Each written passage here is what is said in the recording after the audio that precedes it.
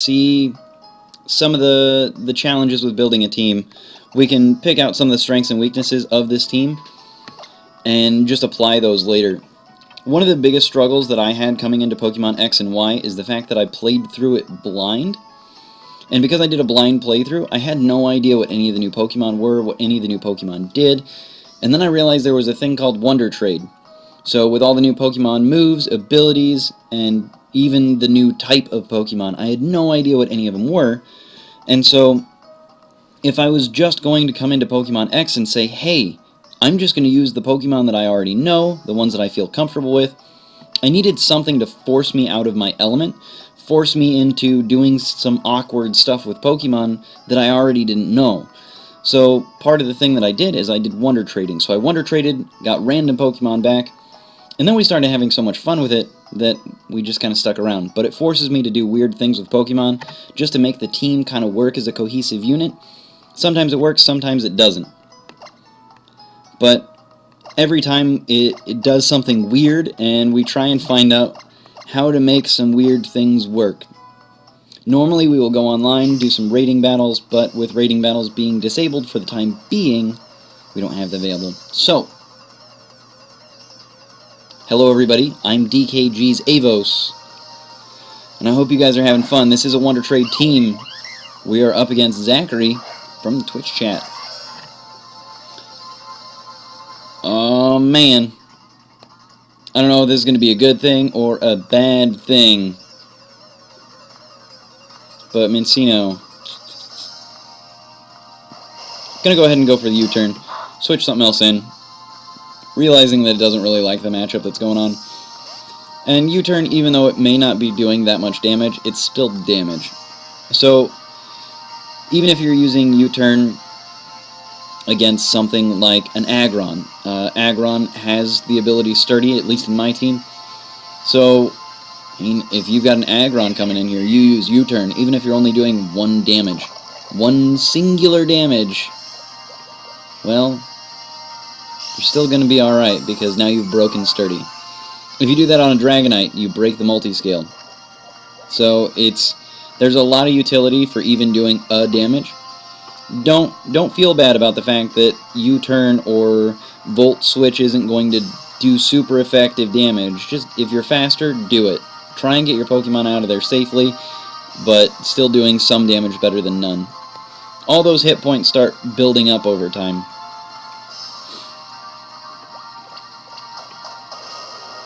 Oh man. So Mandibuzz is going to come in here, use a little bit of taunt, and we are a bit of taunt bait with this Aegislash, because we've got it set up as a cleric instead of the normal setup with, I mean, Aegislash, just the way that people are setting up Aegislash makes it so predictable and kind of annoying. So I'd rather do something fun with Aegislash and make it seem more interesting than let's do Swords Dance and Iron Head and King Shield. I'm not a big fan of that moveset. I mean, yeah, you can do Iron Head, King Shield, Swords Dance, and then use Shadow Sneak, and you can do a lot of damage, but it never makes a really fun game for anybody. So with that, I started looking through Aegislash, and I was really hoping that King Shield and Protect would be able to work in harmony. I could have the infinite Toxic Staller, and it doesn't work. I tried. I got super excited because this morning it worked 4 times in a row. I was like, yes! It does work as long as you do Protect and then King Shield. And then I tried to do it on stream and everybody started laughing. It is what it is.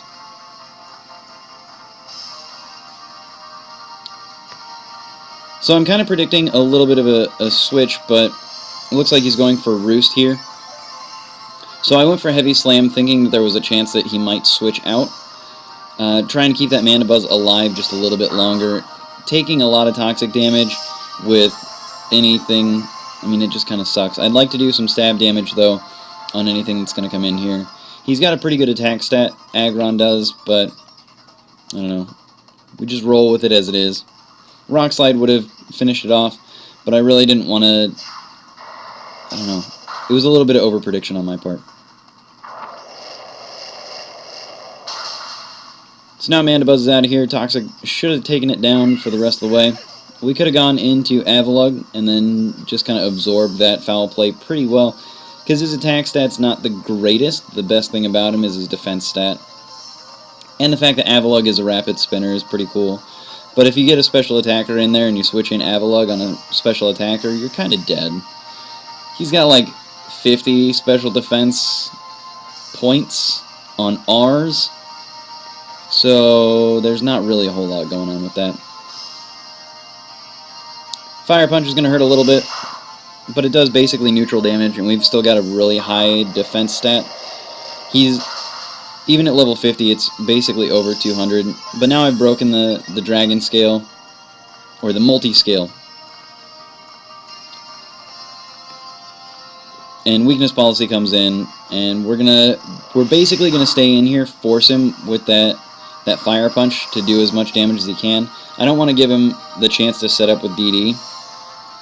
That's kind of what I'm going for with that.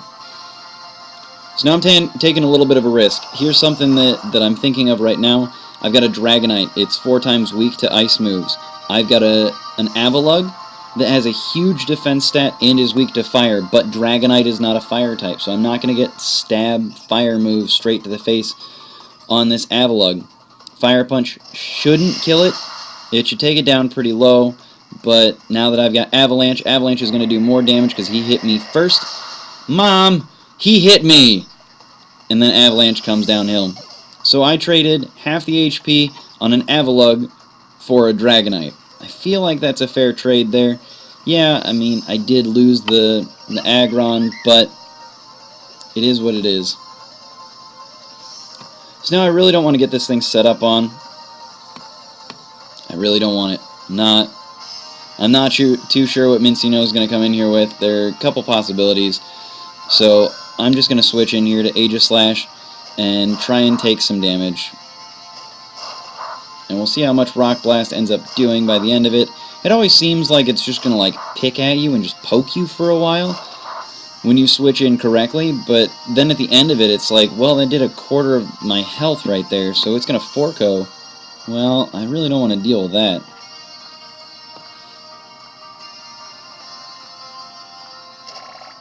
Bullet Seed going to come in here and do basically the same thing.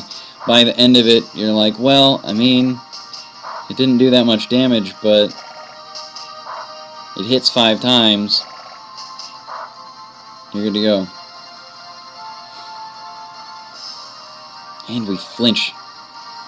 Flinchy, flinchy!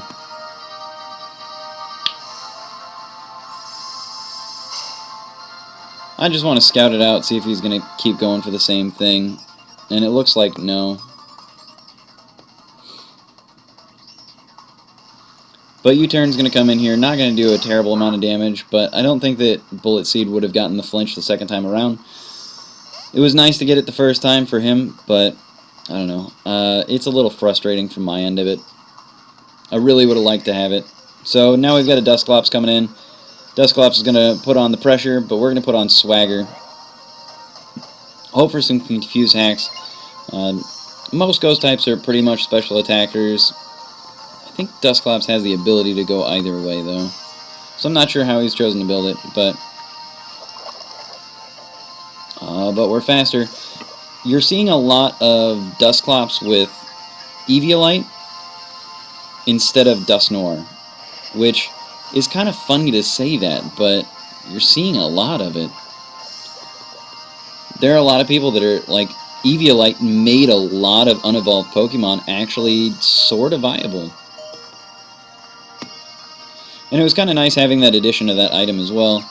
I mean, we've played with an Eviolite Scyther and showed that that was even a possibility. That Eviolite Scyther had the ability to do something. And we took it online and rated battles, and we actually won a few games. That was Scarlet. Scarlet or Eviolite Scyther. Eviolite Scyther actually has some heft to it.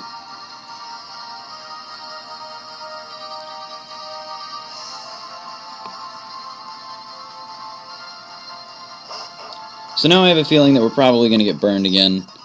I'm not a big fan of that. That bothers me a little bit. I don't want to get burned, but I feel like I'm going to have to absorb it just because there's not a whole lot that's going to happen there. But remembering that there was burn available, I forgot that he had Will-O-Wisp when I brought him out. So I just went straight away over to Rotom Wash. There are a lot of times where you can either absorb damage or just try and switch into something better.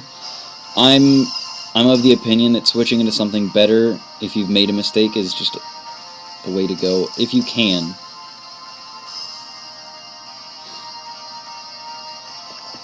Oh man, Pain Split. It's the worst.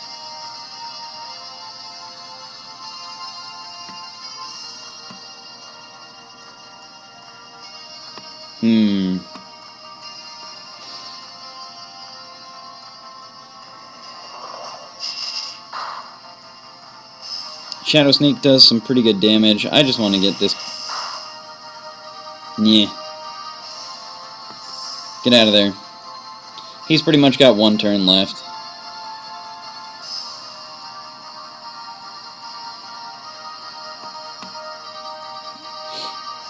Get in here, Berg. So I'm hoping the toxic damage finally takes him out, and it does. Whew. I got a little quiet there because I was trying to do the math in my head. I'm like, wait, how many turns of toxic have we done? How much HP does he have left? Is this a safe switch? Am I going to be okay? Is everything going to be alright? And the answer was yes. We finally got everything pretty well. Rock Blast is going to hurt, but we do have a pretty good defense, so hopefully we survive. We're getting close. We don't survive. And I was going for Recover, too.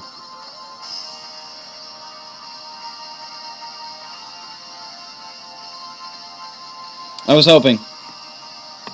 Sword of Omens give me sight beyond sight. I was really trying it, but didn't happen. So now we've got Furfrou in here. Furfrou is going to do a little damage with the Rocky Helmet. We're not going to take too much to U-turn just because, well, he's got a really high defense stat. With the ability makes him a really defensive Pokemon. Super good.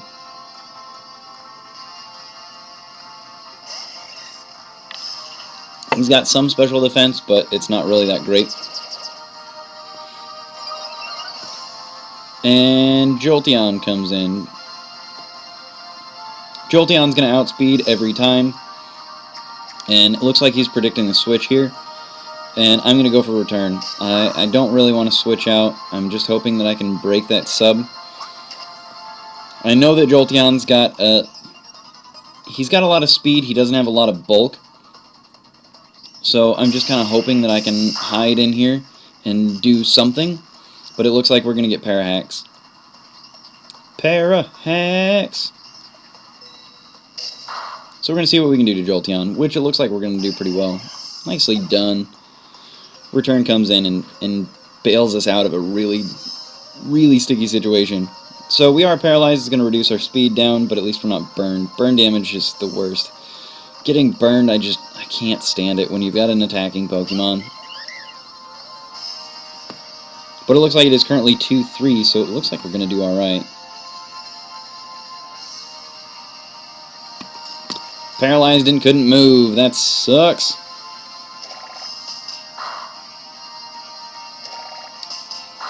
Bullet Seed going to do a little bit of damage here.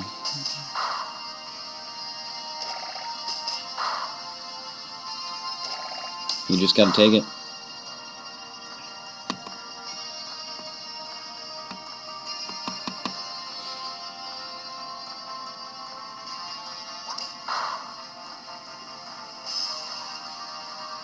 Rocky Helmet damage, gonna help out. Doing really nice connective damage. Tail Slap, not exactly the best move there. Rocky Helmet's a pretty good counter to some of these multi-turn moves, but only some of them. Now the disappointing part is that what I went for was Cotton Guard. I was hoping that I was going to be able to do something, but Sucker Punch is going to come in here. The first time I was paralyzed, I was using Sucker Punch, so I was trying to get there. The flinch was on Cotton Guard. I really wanted Cotton Guard to come in, but unfortunately it didn't happen. Brillium,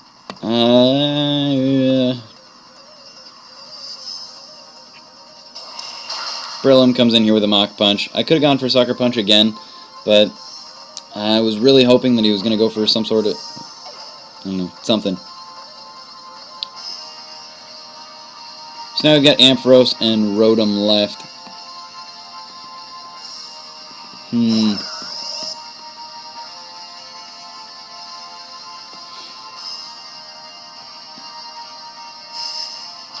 Spore comes in, which is really good for us. Really good. Now the reason I'm saying that Spore is really good is because now he can only put one Pokemon to sleep, and he put the Pokemon that is weak to water or weak to grass to sleep. So we just gotta take that kind of in stride. Bullet Seed. Stop it with the Bullet Seed. Tired of Bullet Seeds.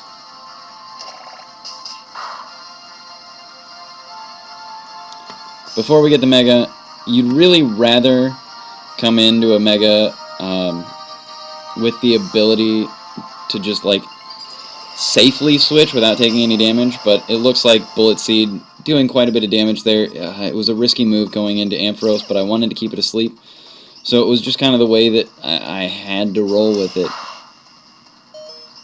We survived Mach Punch, but barely. Barely survived Mach Punch. But we got it at least set up. That's what we were trying to do with the other one. But now we're in a world of hurt. Paralysis Hacks. Ugh. This is tense. Para-Hacks, followed by Focus Miss. I've got Power Gem. I've got T-Bolt. Focus Blast really is about the best thing that I've got available.